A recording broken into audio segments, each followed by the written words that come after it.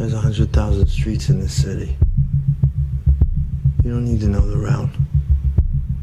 You give me a time and a place, I give you a 5-minute window.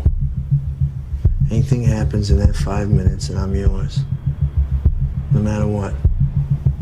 Anything happens a minute either side of that and you're on your own. Do you understand? Good. And you won't be able to reach me on this phone again. Hi, welcome to Bench Movie Club. I'm Charlie. My name's Ben.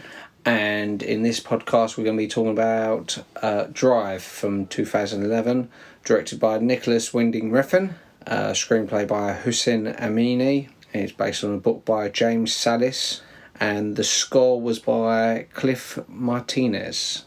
And the reason I mentioned who's writing the score at this point is because the score is an important part of the film anyway.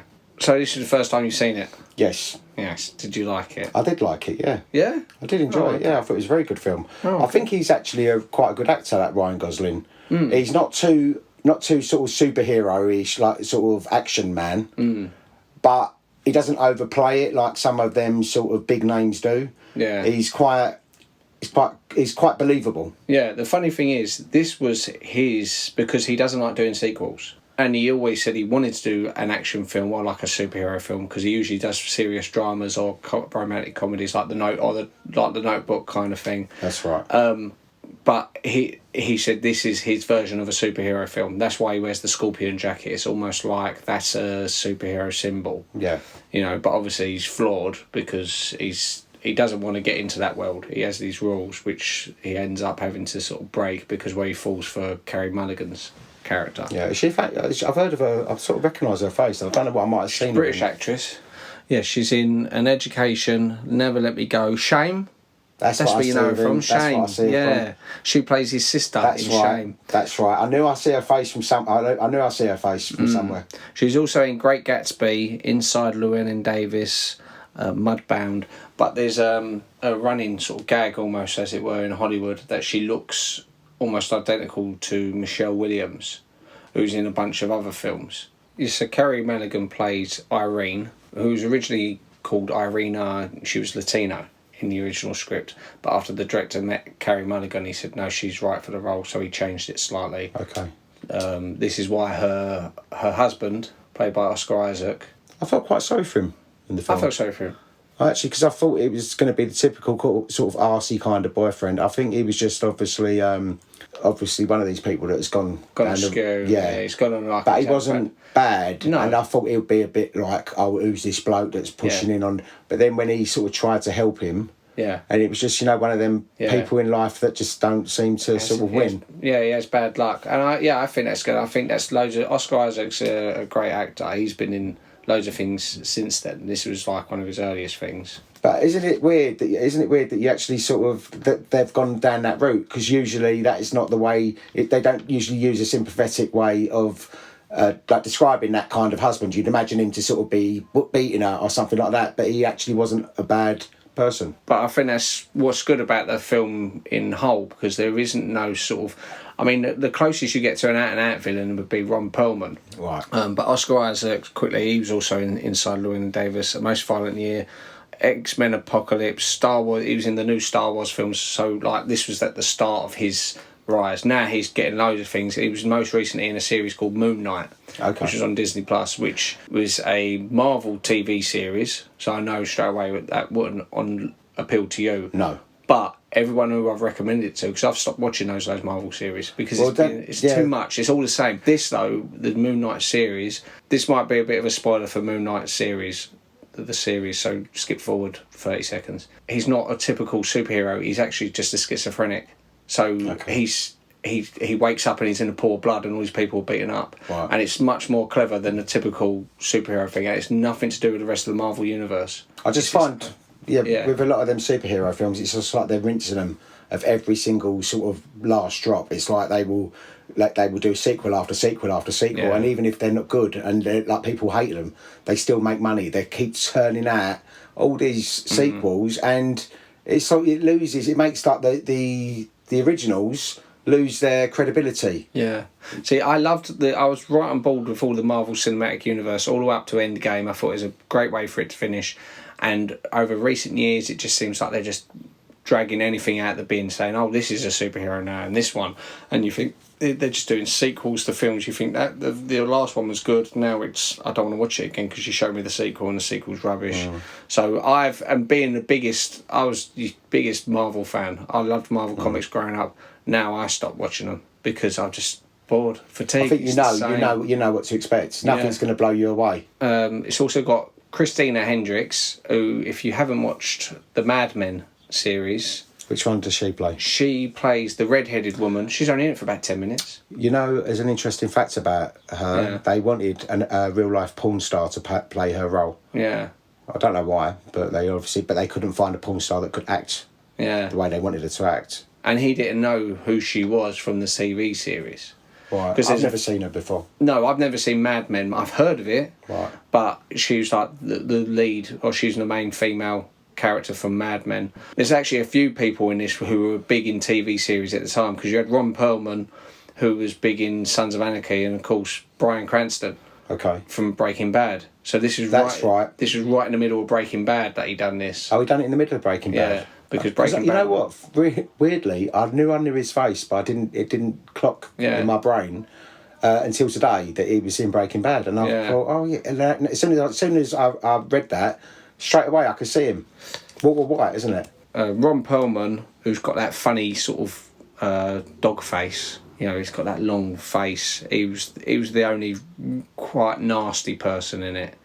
He was the Jewish guy who always wanted to be like an Italian gangster, which is what he brought to the role. He suggested that.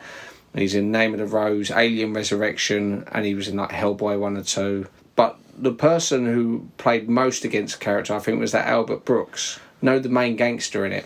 Yes. He's in the opening to Twilight Zone with Dan Aykroyd. Remember them singing and he's saying, you want to see something really scary? That's not him. That's him. So you got Dan Aykroyd and you got Albert Brooks. That was the gangster in this who they stab each other at the end. I didn't recognise him. Yeah. But it's because usually he plays in films like sort of like a put down upon sort of person. He's in Taxi Driver as well. He works with Sybil Shepherd in Taxi Driver. He's sort of like a nerdy friend who's sort of sticking up for her. He often does like comedy roles. Right, I'm going to have to sort of look at his face again now in this film to sort of put the two together, because I can see his face in Twilight Zone clear as day. Yeah. Because I know that scene so well, but I'm now thinking, I can't place his face. Curly hair. Yeah. Yeah, but I can't place his face as being him. Yeah, well, you'll look at it afterwards and you'll see, of course it's him, yeah. And he's in Private Benjamin, and he's most notable now for his voice work. Like in Simpsons, he was Homer's boss, Hank Scorpio. Now when Homer gets a boss, he leaves Springfield and he gets this really good ideal, but his boss was like a supervillain, but everyone's having a rough time of it. I don't remember that one. And, well, you remember Finding Nemo? Yeah. He's the dad in Finding Nemo, the dad fish. Looking, oh, okay. Nemo, where are you going? Oh, the clownfish. Yeah. Okay. That's Albert Brooks as well. So he's known more for his...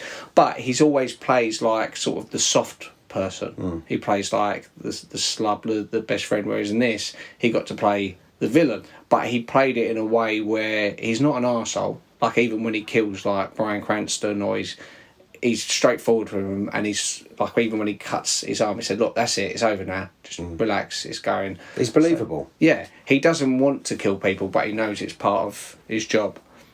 So really, most of the actors in it, they brought something to it where, rather than, like you said, being the typical arsehole boyfriend, Oscar Isaac is like, he knows that Ryan Gosling's probably been sniffing around a little bit, but he just thanks him anyway, so look, thanks for looking after him. I mean, it's I've never seen a film where they've dealt with it in that direction. Usually it's like, oh yeah, what you do is sniffing around my wife, bang, like having a fight and this and that, or in the wife or something. But this one, you actually sort of like the man. Yeah. Because you think you're not going to. You think when he comes out of prison, that's it, straight away he's going to be like kicking off. But and he only ever does. And he helps him. Yeah, he does this job because he says, like, when he's in prison, he was helped out in prison, and he has to help them out in return. He has to do this job to sort of wipe the slate clean. So for her sake, Ryan Gosling says, right, I'm going to help you, because obviously he doesn't want her or the boy getting injured. Yeah. Which is nice. And I like that their relationship, because originally there was a lot more dialogue in it, and they kept stripping it back, and they kept saying, no, less dialogue, because we think it's nice just to get the chemistry between them. It's like unspoken. They both obviously attracted to each other, but she's married, you know, and he doesn't want to overstep the mark. And it ain't until the lift scene that they actually kiss, you know, and they only have like one kiss, and it's more of a kiss goodbye, because he knows he's about to have to kill this guy, and it's like after that she ain't going to want to know him. But I think it's a nice relationship. Like, you didn't need all the other all the rest of the dialogue, because for what there was, it worked. Yeah. So maybe less is more. Neil Marshall was originally set to direct it, with Hugh Jackman playing the driver, but it's just one of those, someone had optioned the book, and for years it's sort of stagnated a little bit. And Bryan Cranston, he came up with his character's death. Also, a woman sued the producers because the trailer sold it as an action movie. Yeah. See, And that's she interesting. No, you know why that's interesting? Because I never see the trailer. So I went and see the film, and I didn't know what to expect. I knew Ryan Gosling. I'd seen him in a couple of things. I liked him. And I thought, okay, I'll watch this film. I heard good things. And I watched it. I really enjoyed it.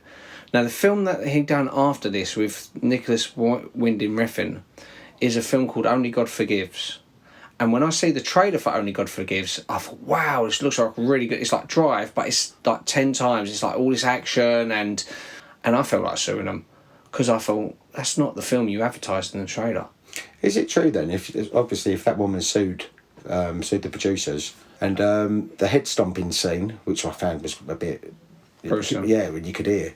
Yeah. I don't think it's so much what you could see, it's the noises, the swishes. You get one glimpse of it where you see the... Yeah, you know what that looks like. You don't need to see. I think, as I say, we spoke on an earlier podcast, it's less is more. Yeah. Like, I think sometimes they overdo the graphics, whereas if you don't see as much of something, I think that's more effective, because your brain tells you you've seen more. And yeah, apparently the head stomping scene was even more graphic than what it was.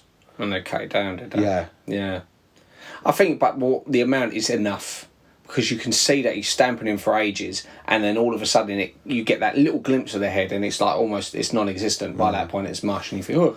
And that's what she's had to see. So when she backs out the lift, and you can see he's covered in blood just looking at her, knowing that she's not going to... That's the point I was going to say, is the fact that I think that's the moment when she sort of pulls away from him, because up until that moment, it's like a sort of like love story between the two of them. It's that kind of very slow building romance. And I think from that moment, she sees a side of him. I don't know why, but it reminded me of the film Leon in a way. Okay. Little bits of it.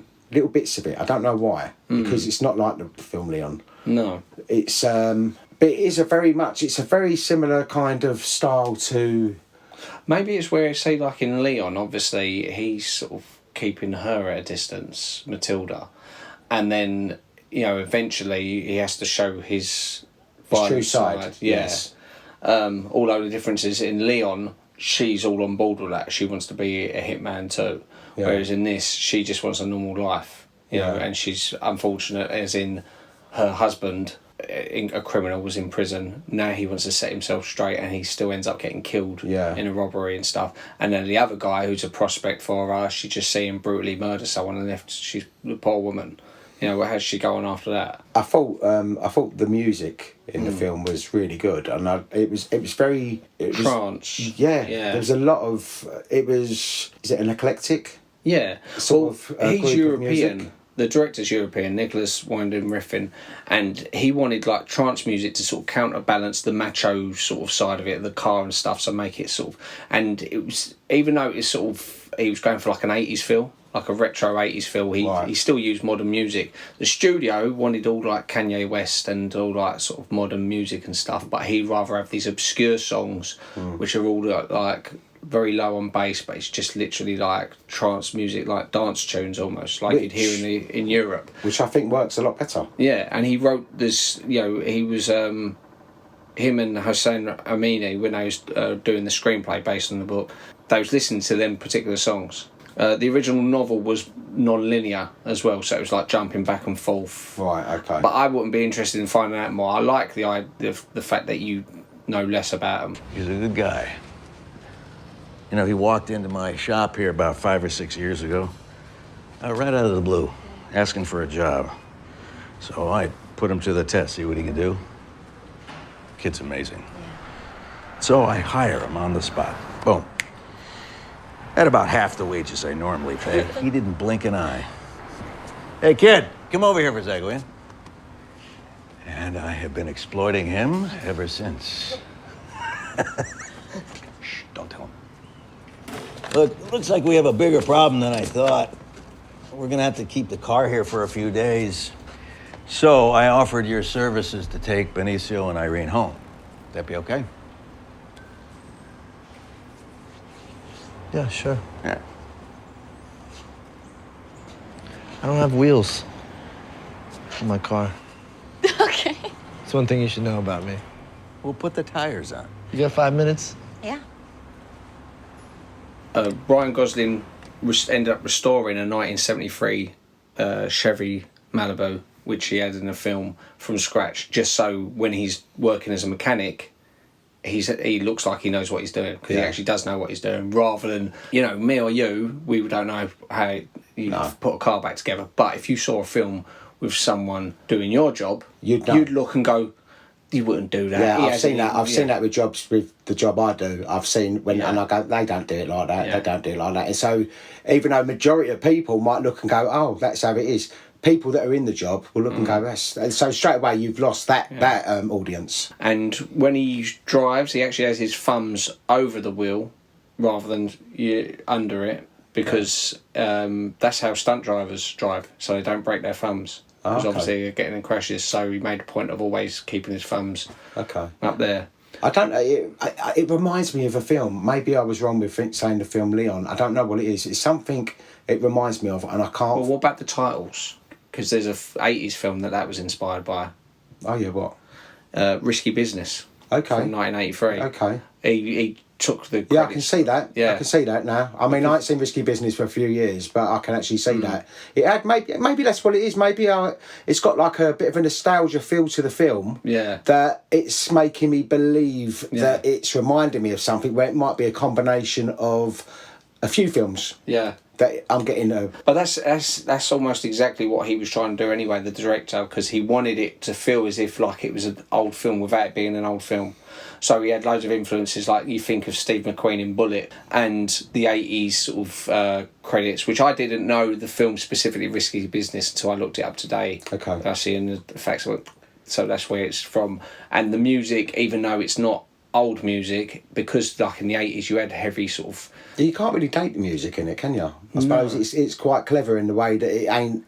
Like, you can't say, oh, that's 70s, that's 80s, that's 90s, that's 2000s. So it manages to be nostalgic without actually setting itself in a certain time. Yeah. Also, the budget of this film was $15 million, and it made $81.4 million.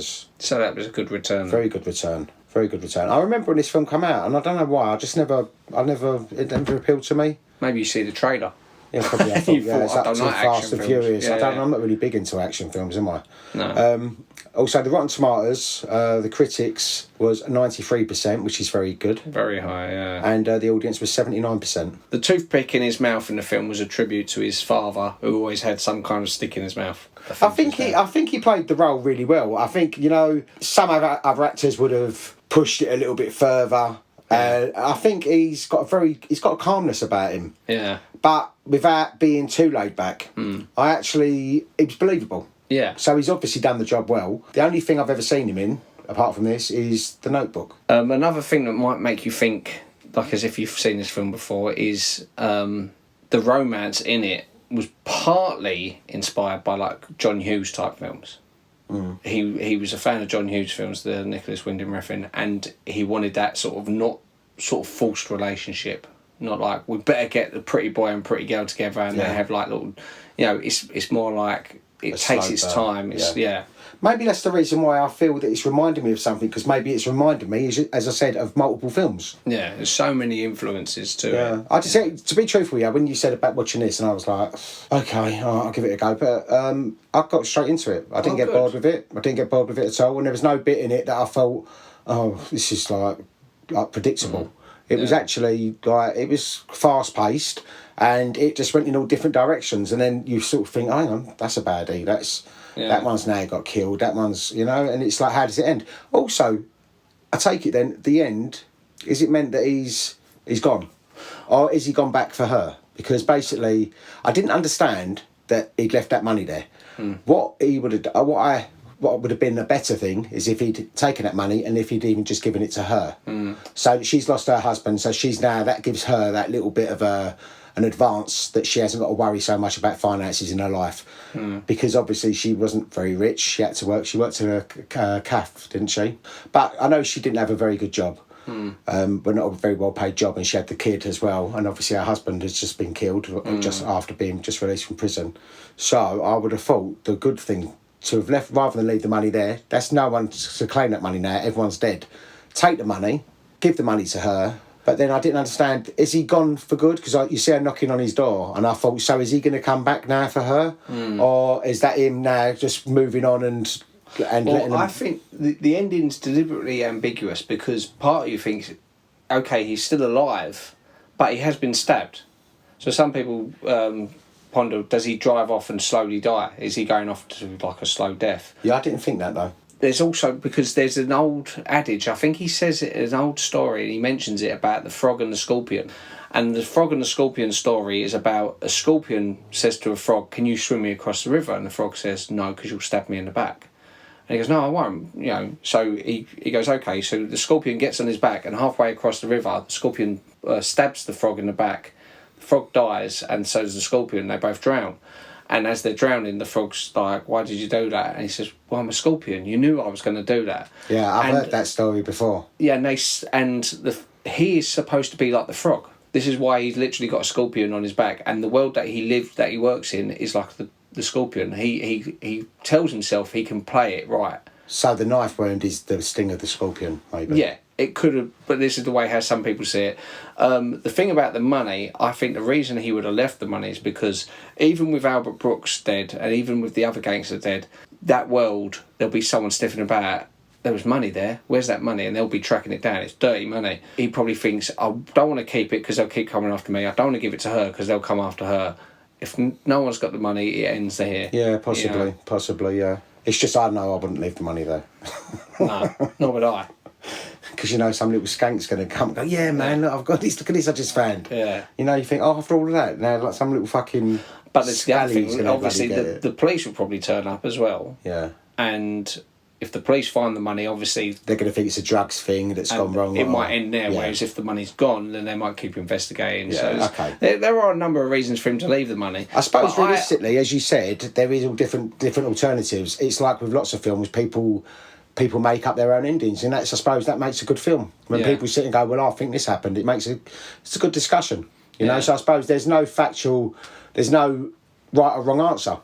Because it's up to the individual to sort of work out. I just didn't know if you knew more than I did. If you goes, oh no, because there's another ending, there's an alternative ending that they didn't use, or well, there was alternative endings. They were like earlier versions of scripts. There's ones where the story goes completely different, like one where he's having dinner with her, Carey Mulligan's character, and a hitman kills her, trying to kill him. Okay. And that's about halfway through the film, and it would have been him then trying to eventually killing that hitman with like some cheese wire and stuff. And I'm glad they didn't go with that, because she didn't deserve anything bad happening to her. And she's also lost her husband. She was also falling in love with him. You know, and the thing is, they didn't do nothing while the husband was even when the husband was in prison. There was a lot of flirting. There was there was nothing going on between them. No. You knew that they both liked each other. And it's obviously in her head, she's sitting there thinking, oh, like, I can't do nothing, I'm married. And he knows that she's married, and they respected each other. As I said, I enjoyed the film. I weren't expecting you to necessarily enjoy it anyway, but I knew it wasn't like a typical action film. No. So I thought you'd appreciate it on the drama level. Yeah. I don't mind the odd action films. Yeah. Some action films are okay, but I just don't like ones that are just churned out after one after the other. No. That if it's an original action film, I don't like so part 12 or part 30. You know, when you think, fucking hell, how many more can you rip out of this? Yeah.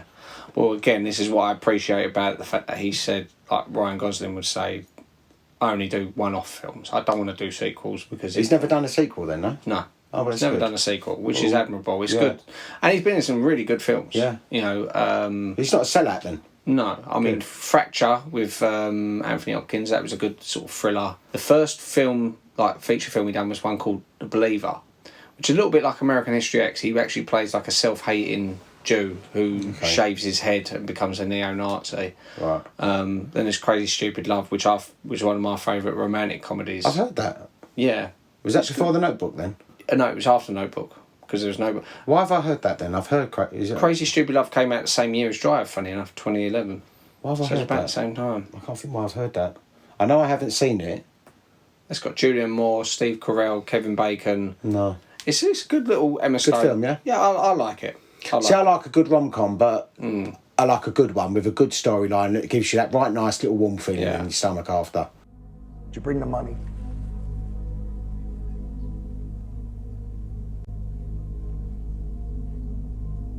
Here's what I'm prepared to offer.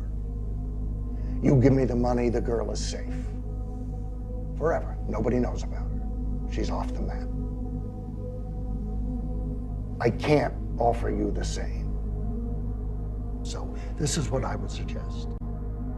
We conclude our deal, we'll shake hands, you start the rest of your life. Any dreams you have, or plans, or hopes for your future, I think you're gonna have to put that on hold.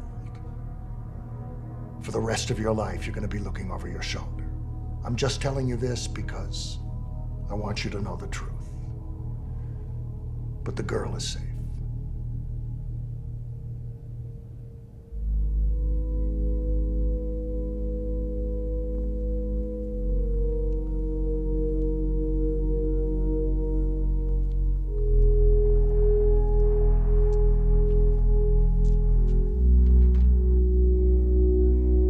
Where's the money now?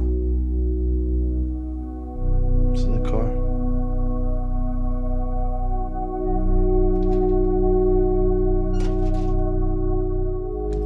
I wanted to start doing this with you in the first place.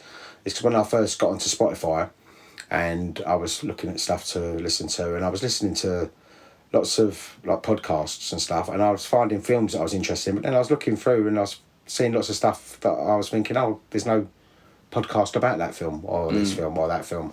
So there's scope for Oh yeah, because this is it. You can go on for years.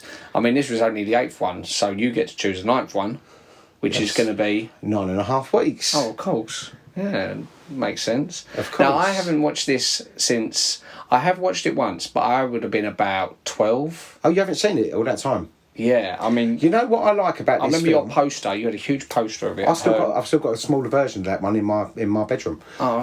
It's the one of Against the Blinds. Black Against the Blinds. Yeah, and it's yeah. got in pink. It says 9.5 weeks underneath. It's a lovely poster, but that film, I know it's supposed to be like sort of almost soft porn. It is not soft porn as far as I'm concerned. I think it is the way it's shot and all that kind of stuff. It's just like even Mum loved it. I think Mum loved that film. I mean, I don't think I've ever sat and watched it with Mum because it was a bit weird to watch something like that with your mother. But yeah, so it's like that's why I want to do that next week, because I'm interested in sort of seeing your opinion, seeing it as an adult. Then Yeah, so no, when you see it. yeah. I'm interested in seeing it. Maybe I think as well, in a way, goes along the same sort of lines as maybe that sort of shame, kind of not as heavy as that, but maybe in that same category as Shame Leaving Las Vegas. It's that kind of obsession kind of feeling and Flawed control. characters. Yeah, flawed Yeah. characters. You know, and it's the strong and the weak one kind of thing, and it's like that kind of overtaking your life kind of thing. But yeah, we'll do that next week. Okay, great. All right, well, thanks for listening. Yeah, you can catch us on Spotify, iTunes, YouTube. What else? I don't know. Anywhere that you get podcasts, I think. Also, you can email us at benchermovieclub@gmail.com. Is that right? I don't know. I think it is. Well, look, send an email there, and if we don't reply, then obviously it's wrong. But I do think it's venturemovieclub@gmail.com. Anyway, thank you very much for listening, and we'll see you next week with 9.5 Weeks. You're Shannon's buddy, right? We met last year. You drove me and my brother back from Palm Springs. We hired another wheelman. I spent 6 months in jail. My brother, he got himself killed.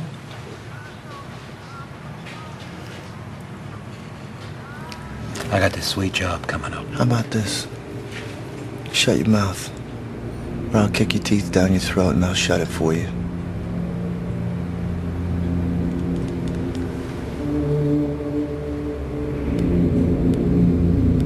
Nice seeing you again.